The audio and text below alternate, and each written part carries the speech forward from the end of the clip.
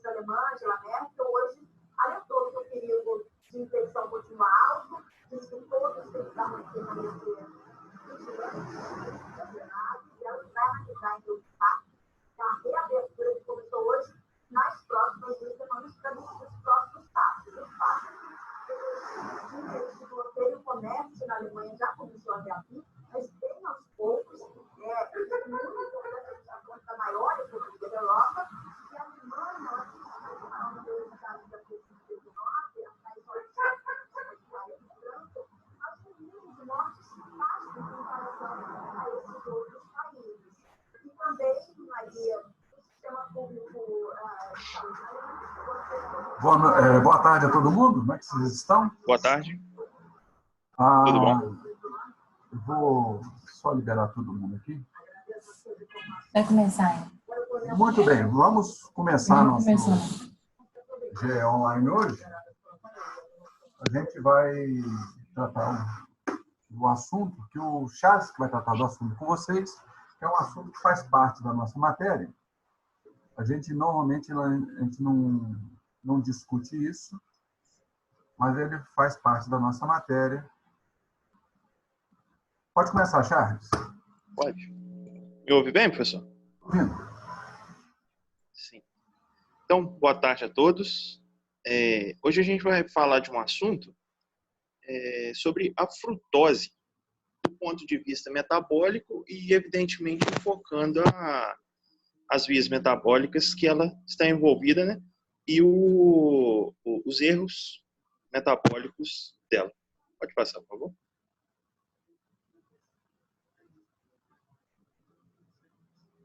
Bem, aqui a gente tem um caso clínico, né? Primeiramente, menina de 4 anos, sem histórico de desnutrição, em consulta com o pediatra, a mãe revela episódio de fraqueza e vertigem pela manhã e em período de jejum prolongado. O quadro melhora após a alimentação. Em uma monitorização, foi detectado níveis de glicose sanguínea abaixo de 40 miligramas por decilitro. Então, hipoglicemia. E o acúmulo de ácido lático é 20 milimolar por litro e o pH sanguíneo abaixo de 7,1, constatando aqui uma acidose.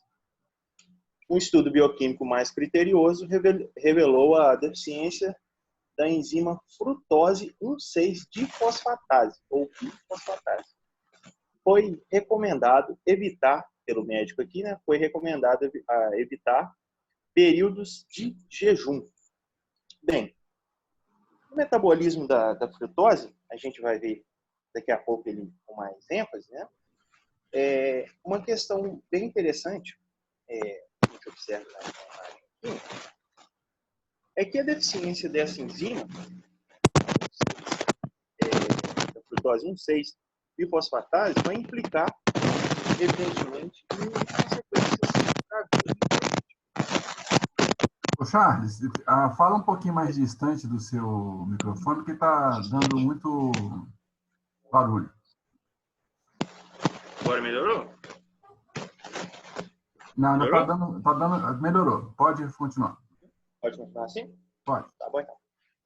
Então, voltando ao raciocínio, aqui a gente tem a via dessa deficiência, desse erro inato do metabolismo da frutose. E é muito interessante ressaltar que a frutose 1,6-difosfatase, ela é necessária, né, para a conversão da triose em frutose 1,6-bifosfato.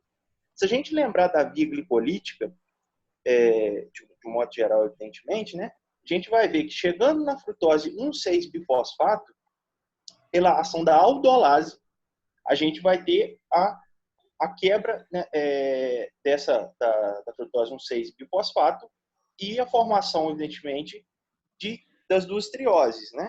Então, a via vai seguir em duplicidade. A gente, né, a deficiência da frutose 1,6-bifosfatase, por consequência, a gente vai ter da via para cima um bloqueio. Porém, uma característica dessa patologia interessante, que o problema que se ver nela são, evidentemente, os jejuns prolongados do indivíduo. Geralmente, crianças, né? Na sua maioria das vezes, é cometido. O que pode gerar hipoglicemia, gera vômitos, o diagnóstico, mas é uma... Continua dando muito ainda chiado no seu telefone, no seu microfone. No microfone? Parece que está batendo alguma coisa. Melhorou? Melhorou. Uhum. Então, continuando, então, o indivíduo tolera, por exemplo, que não é o caso de uma patologia que a gente vai ver na seguida, né, na sequência, evidentemente, tolera níveis de frutose, ou seja, alimentos que contenham frutose sem mais problemas. O problema dessa patologia, devido à deficiência dessa enzima, a frutose 1,6-bifosfatase ou difosfatase, são os períodos de jejum, certo? Então, por consequência, nessa questão, tolera níveis de frutose e sem aversão a alimentos que contenham esse monossacarídeo. Pode passar? Então, entrando no mérito do metabolismo da glicose, da frutose, perdão, a gente vai observar que a imagem à direita é a nossa via glicolítica e a gente vai ressaltar que no hepatócito a frutose é rapidamente fosforilada no carbono 1, uma reação mediada pela frutoquinase ou acetoquinase, ou, é uma outra via, fosforilada no carbono 6, em uma reação mediada pela exoquinase. Lembrando, a exoquinase media a fosforilação da glicose, lá na via glicolítica, em glicose, né, ácidos de 1 ATP, para glicose 6-fosfato. De modo que, voltando ao assunto da frutose, que é o objetivo, a gente vai ter formação da frutose 1,6-fosfato por essa via, né, catalisada pela frutoquinase. Então, eu tenho frutose, né, e mediada pela frutoquinase, gera frutose 1-fosfato, que ela é cindida, né, então ela é quebrada aí, ela é bifurcada, né, e formam-se, evidentemente, as duas trioses, que é a de hidroxicetona e o gliceraldeído 3-fosfato, que no caso aqui, né, que é mediada, evidentemente, que é catalisada pela enzima aldolase B. Lembrando, vamos acompanhar, por favor, a via glicolítica. Então, a gente tem a glicose, depois a glicose 6-fosfato, a frutose 6-fosfato, para lembrar, evidentemente, onde essa aldolase, nesse caso aqui, evidenciando na via glicolítica, ela vai atuar, que é entre a frutose 1,6-fosfato, né, para a geração das trioses, né? Por favor, pode passar? Vamos ver. Na próxima imagem, a gente vai ver, evidentemente, como a gente está vendo, essa questão. Então, acompanhando na parte esquerda do vídeo, onde tem a frutose, então, vai ser a partir da frutose, mediada pela frutoquinase, ou cetoquinase, né? A gente vai ter a formação de frutose 1-fosfato. E aí, a partir daí, a gente vai ter, evidentemente, por ação da aldolase B, a formação dessas trioses, que, como a seta indica, vão entrar na via glicolítica, certo? Essa é uma via, né? E isso a gente pode observar que podem ter erros inatos, condições inatas que a gente vai ver para frente, que estão ligadas, evidentemente, a essa enzima em específico, ou podem estar ligadas em outras enzimas, como é o caso da primeira patologia. Seguindo o slide, né? Aí a questão da frutose, a gente tem uma outra patologia, uma outra condição, que é a frutosúria essencial, né? Que é uma patologia, antes, vamos observar a imagem aqui, que o indivíduo, evidentemente, tem essa deficiência da frutoquinase, de modo que ele vai ter clinicamente, né, lembrando, a frutoquinase, frutose, vai mediar a fosforilação da frutose em frutose 1-fosfato, que vai seguir posteriormente para, por exemplo, a via glicolítica. Por exemplo, não, para a via glicolítica, certo? Então, a deficiência dessa frutoquinase, a gente vai ter, na maioria das vezes, né, a supressão do metabolismo da frutose, de modo que o indivíduo vai tender a excretar frutose. Frutosúria, né? O indivíduo vai ter uma presença forte de frutose na urina, que é a característica clínica dessa doença. Ela geralmente não gera mais problemas nesse indivíduo, certo? Vamos lá, próximo. Já a intolerância hereditária à frutose é um problema mais grave. Por quê? A ausência nessa enzima, a gente falou o que acontece na via. Vamos observar a via. Eu tenho a frutose, a gente não evidenciou o sorbitol, mas vamos começar pela frutose. A frutose, ela vai ser fosforilada no carbono 1, na verdade, pela frutoquinase. De modo que, a partir daí, a gente vai ter a formação das trioses, né, mediada pela aldolase B. E o problema dessa patologia em si está relacionado, evidentemente, com a aldolase B, porque a gente tem, evidentemente, a ausência dessa enzima, de modo que ela não acontece mais a clivagem, né? A gente não vai ter a formação nem de hidroxicetona-fosfato e nem de gliceraldeído 3-fosfato. E aí vão gerar repercussões, porque de modo que, observe bem na via, na setinha, não dá para, isso. Observe a aldolase B, de hidroxicetona-fosfato, gerando e entrando na via glicolítica, por exemplo, e gliceraldeído, nesse caso 3-fosfato, que entraria na via. Esse bloqueio da via, por exemplo, o indivíduo geralmente vai ter uma interrupção da gliconeogênese, certo? Aí a gente vai ter problema um problema consecutivo da questão da fosforilação, e o indivíduo vai tender a ficar, evidentemente, hipoglicêmico. Há relatos, né, características clínicas da doença, de náuseas, vômitos, e um acúmulo da frutose 1-fosfato, certo? Que ela chega até aí.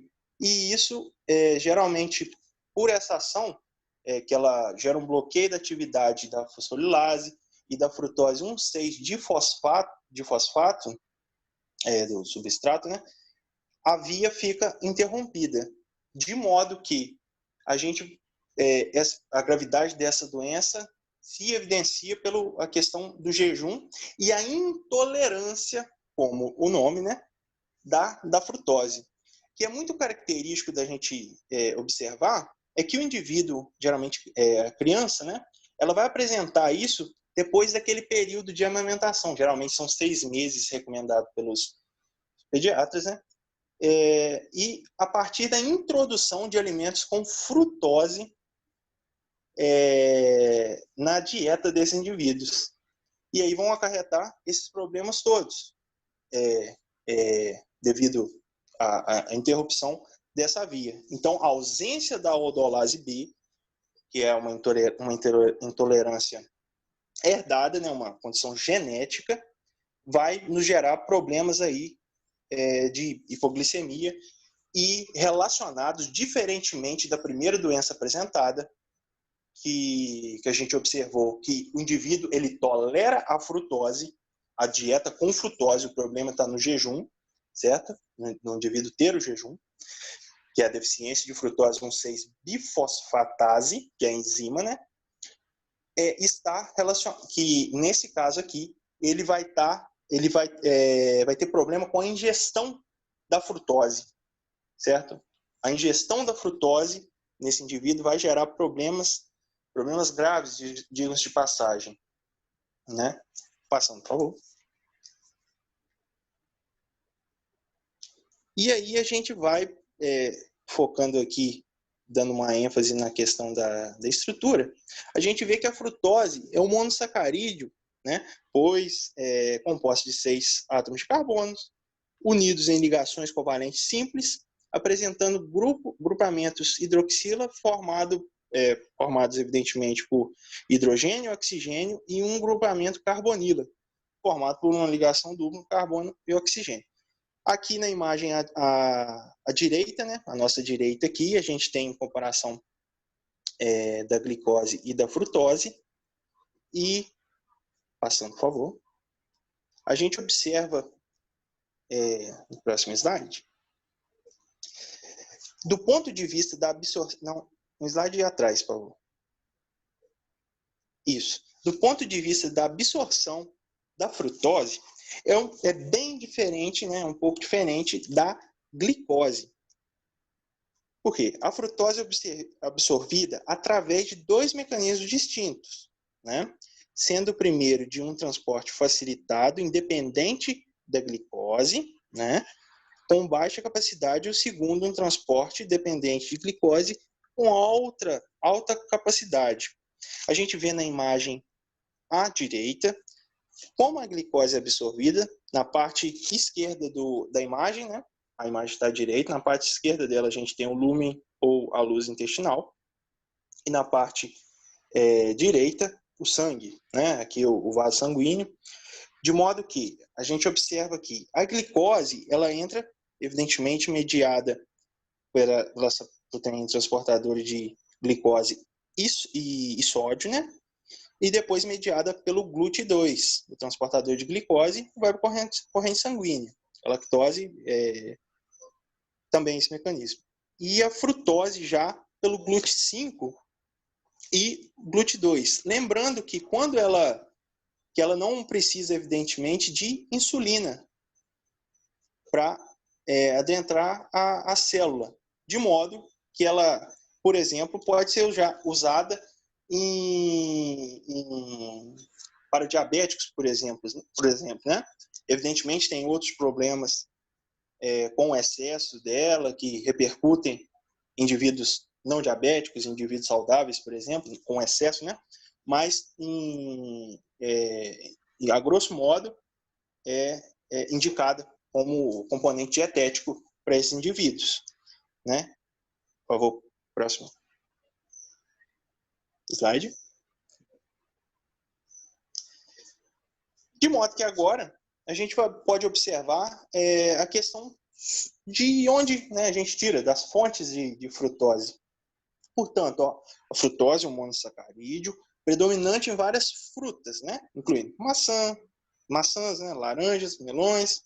Os vegetais podem conter de 1% a 2% de seu peso na forma de frutose livre e mais 3% de frutose sobre a forma de sacarose, né? É o disacarídeo de glicose e frutose.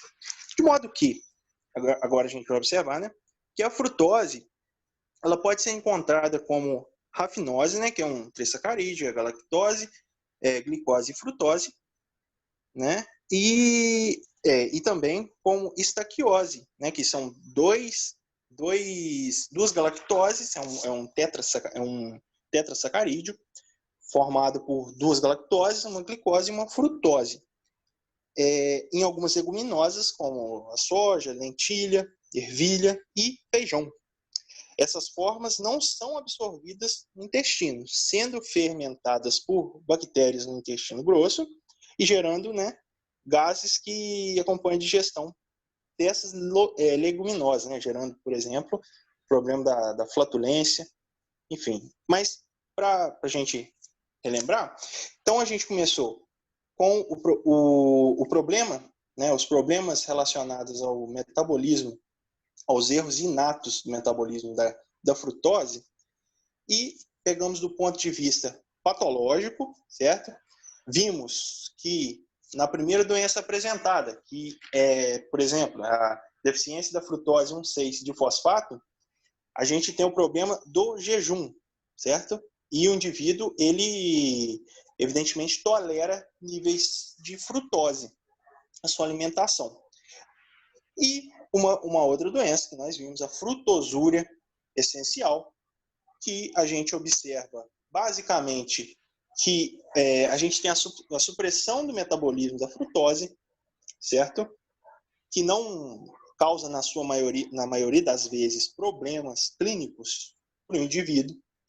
E, por último, como problema inato da questão do metabolismo da frutose, a intolerância herdada, essa já causando problemas significativos, independente da questão do jejum, porém agravada, né? Na presença da frutose, quando o indivíduo ingere a frutose aí, devido à ausência da aldolase B, importantíssima para a vida. Então, eu acredito que por hoje é só isso. Muito bem. Vocês viram que o Charles apresentou, mas eu acho que ainda a gente pode contribuir um pouco mais aqui no caso clínico, na seguinte forma. Como o Charles disse, a menina de 4 anos, sem histórico de desnutrição, em consulta com o pediatra, a mãe relata fraqueza e vertigem pela manhã e em períodos de jejum prolongado. Por quê? Porque ela está tendo a hipoglicemia. Né? Uma pessoa que fica sem se alimentar por muito tempo, ela desenvolveu hipoglicemia. Mas numa pessoa normal, essa pessoa, ela ficaria ela teria a hipoglicemia? O que vocês acham? Uma pessoa normal, ela dorme ou fica num jejum um pouco prolongado, a concentração de glicose no sangue ficaria normal? Quem que acha? Quem que tem uma ideia disso? Pode falar.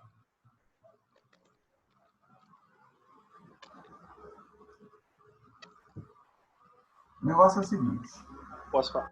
Para os alunos? Não, para os alunos. O negócio é o seguinte. Quando a pessoa fica hipoglicêmica, é que ela está tendo algum problema no metabolismo que, de alguma forma, ela não está conseguindo regularizar os níveis de glicose sanguínea. Qual é a via metabólica que é capaz de regular a glicemia? Vocês conseguem lembrar? Qual é o nome da via que sintetiza glicose no nosso organismo?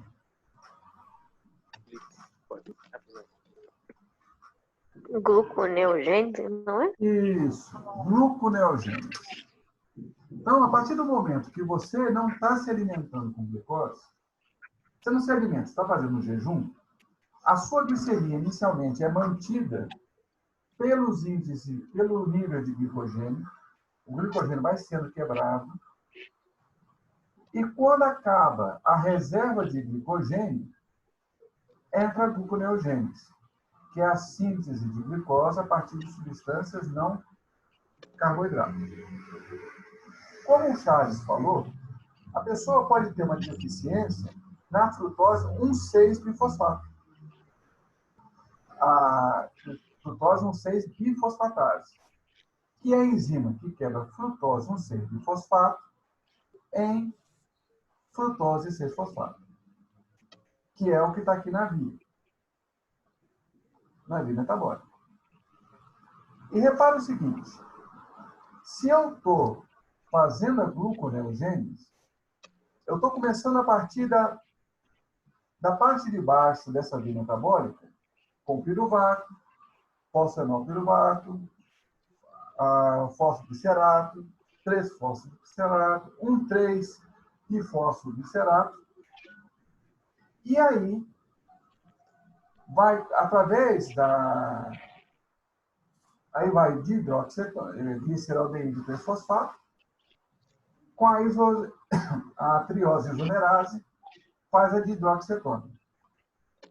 Frutose, a dihidroxicetona fosfato mais gliceraldeído trifosfato vão se unir pela aldolase e vai formar um 6, frutose 1,6-bifosfato.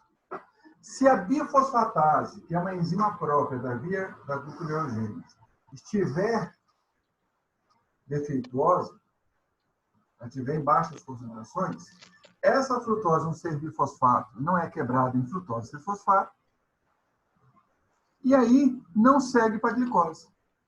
Então, nas pessoas que têm a frutose 1,6-bifosfatase com algum problema, seja erro inato de metabolismo, tiver com algum problema, essa pessoa não consegue fazer glicose via gluconeogênese. Então, essa pessoa não pode ter jejuns prolongados.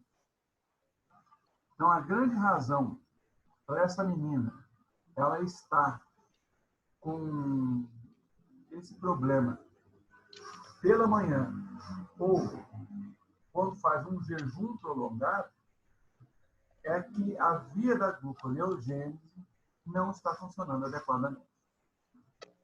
Tá certo? Tudo bem? Alguma dúvida?